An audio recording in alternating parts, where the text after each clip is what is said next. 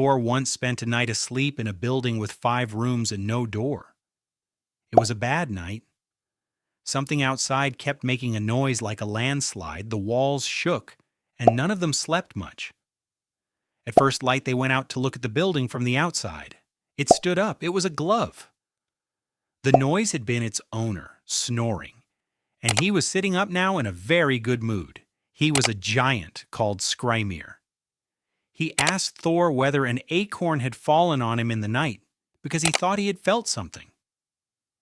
3 times while he slept, the strongest god in the world had stood over him and hit him in the head with a hammer as hard as he could swing it. That was the warm-up. Thor was not a clever god. That was not the job. Odin did the thinking and the trading and the long games. Loki did whatever Loki was doing. Thor stood at the far end of the scale, where cleverness stops mattering.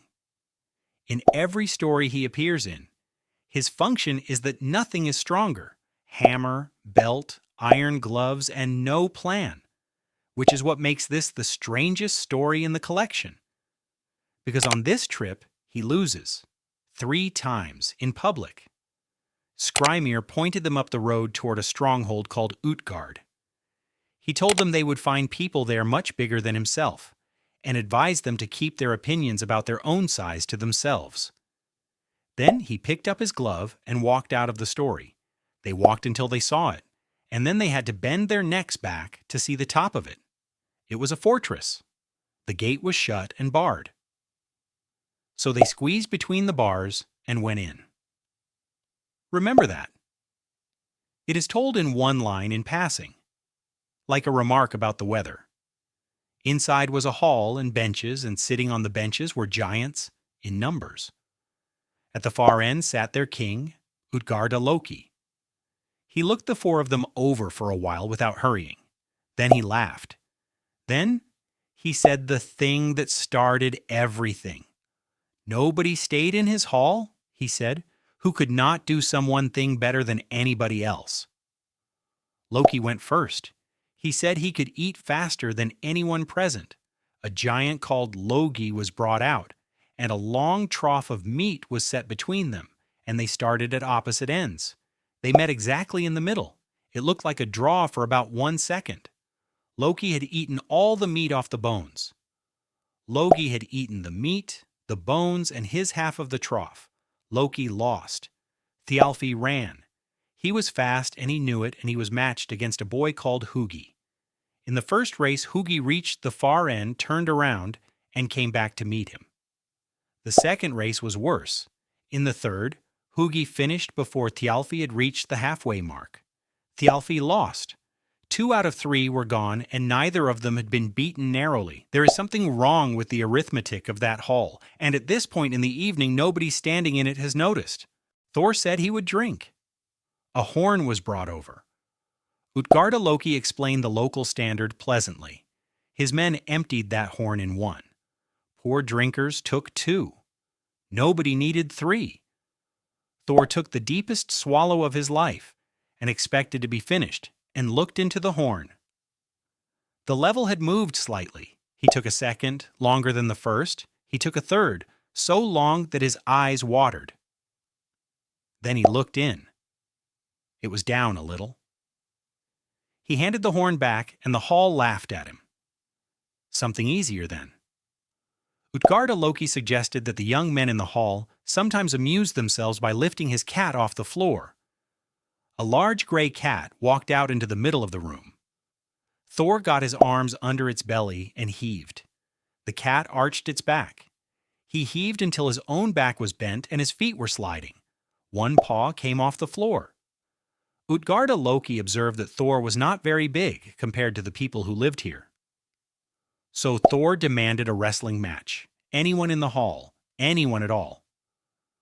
Utgarda-loki looked around the room and said there was nobody there who would not consider it beneath them to wrestle someone that size, and sent for his old foster mother instead. Her name was Ellie. She was an old woman, and she came out and stood there. Thor refused. It was an insult, and everyone could see it was an insult. They insisted.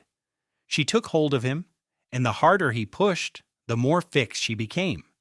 There was nothing to break and nothing to throw. He was not being overpowered. He was being outlasted. After a while, he went down on one knee, and Utgarda-loki stopped the match. They were fed well that night, given beds, and treated as honored guests, which was worse than being thrown out. In the morning, Utgarda-loki walked them to the gate himself, courteously, and kept walking out past the wall and some distance down the road, and then he stopped. He said he would rather Thor never came back. He said that if he had known beforehand what he was dealing with, he would never have let him through the gate in the first place. Then he explained, in order, nothing in that hall had been what it looked like. Skrymir had been him. The hammer had never landed on a head. He had put a mountain in the way each time, and there were now 3 square valleys hammered into the top of it. Logi, who ate the trough, was wildfire, which eats everything. Hugi, who could not be outrun, was thought, which nobody has ever outrun.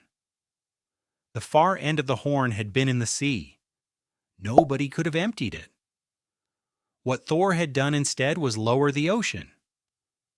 The next time anyone stands on a coast and watches the water go out, that is how far he got. The cat was not a cat. It was the serpent that goes around the entire world and holds its own tail in its mouth, and Thor had lifted it until its back touched the sky. And Ellie was old age. Nobody has ever wrestled old age and stayed on both feet, and nobody ever will. Thor reached for the hammer. There was no giant, there was no hall, and no benches, and no fortress. He was standing in an open field holding a weapon, alone on the spot where a wall had been. So, where does all of that come from? One book. The Prose Edda, in the section called Gylfaginning, written by Snorri Sturluson in Iceland around the year 1220.